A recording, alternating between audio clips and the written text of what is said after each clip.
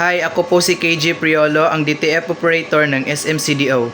Nagamit po itong machine ng 7 araw na may total na 30 meters.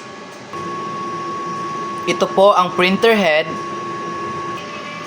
at ito naman po ang capping. Head clean po natin at antayin itong matapos.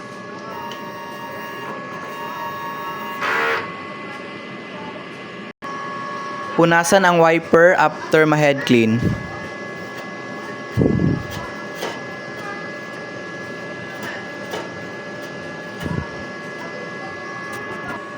Nozzle check po tayo.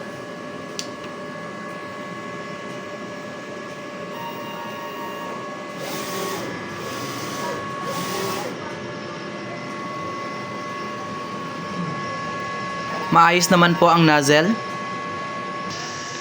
Ang ink level namin ay tama lang.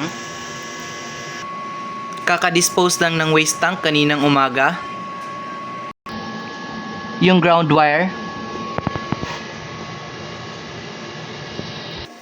Ito naman po yung stock ng used ink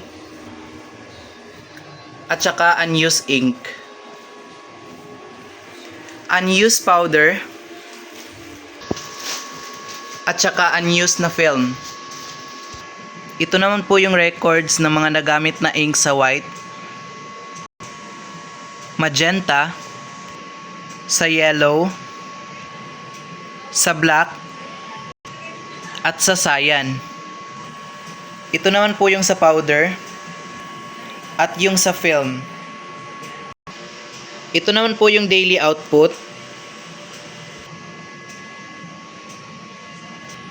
at saka yung daily checklist po. Yun lang po, maraming salamat.